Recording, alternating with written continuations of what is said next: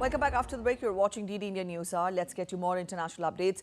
The U.S. ships could escort Philippine vessels on resupply missions in the South China Sea. Indo-Pacific Commander Admiral Samuel Peparo said the U.S. military is open to the possibility of escorting Philippine ships in the disputed South China Sea, depending on consultations under the Allies' 1951 Mutual Defense Treaty. The remarks were made after a series of maritime and air confrontations between the Philippines and China in the South China Sea in the past week. Beijing has pressed its claim to the disputed conduit of more than $3 trillion of annual shipborne commerce, while Manila has kept up the supply missions.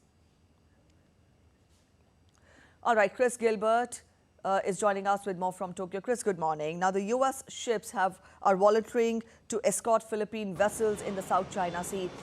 This is in line with the Mutual Defense Treaty with the Philippines, which was signed in 1951. Do we have any information from Philippines on this? U.S. volunteering to escort the Philippine vessels in the South China Sea? The US has responded to a question, Samuel Peparo has responded to a question saying that it is totally reasonable under that defense treaty for the US to escort Philippine vessels if necessary. The Philippines has said that it wants to do these supply runs to two of its vessels, one which is, been long beached on the Second Thomas Shoal, another which has been recently anchored on the Sabina Shoal. It wants to supply these vessels by itself for as long as possible, but I think the pertinent takeaway here is that the US is effectively going on the record and saying that if it wants to get involved and if the Philippines wants it to get involved, then it is within its rights, at least under that defense treaty, to do so.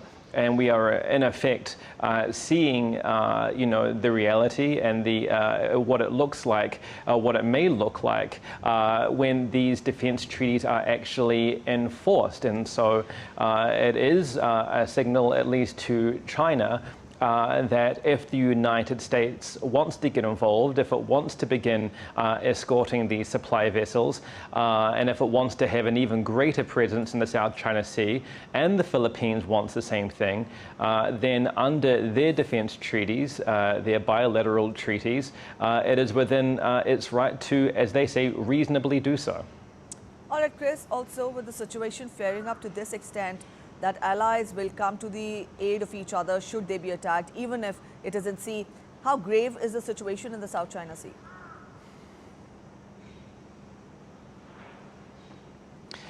The situation in the South China Sea is simmering as it has been for the past year or so. We did see last month a tentative agreement between China and the Philippines to de-escalate tensions, but as we've seen since then, the Philippines has subsequently anchored a vessel at the Sabina Shoal, which necessitates it to be resupplied, and what that necessitates is Philippine vessels, supply ships, going through waters which China claims as its own.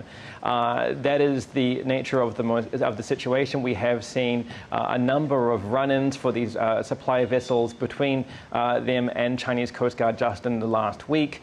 This has involved more boat ramming, involved more use of water cannons, a number of Chinese Coast Guard ships surrounding Filipino supply vessels. From the Chinese perspective, it says that its vessels are simply conducting on-site restriction measures. Its Coast Guard is in the area anyway, and that the Philippines is being intentionally provocative and destabilizing to peace. So despite the tentative agreement to de-escalate tensions, the situation remains as it was before that agreement, with both sides pointing the finger to each other, and now with the most recent development with the US saying it has the right to get involved, despite China's claims that it would be meddling if the US and the Philippines decide that that is in the Philippines' best interest. All right, Chris, we leave it here.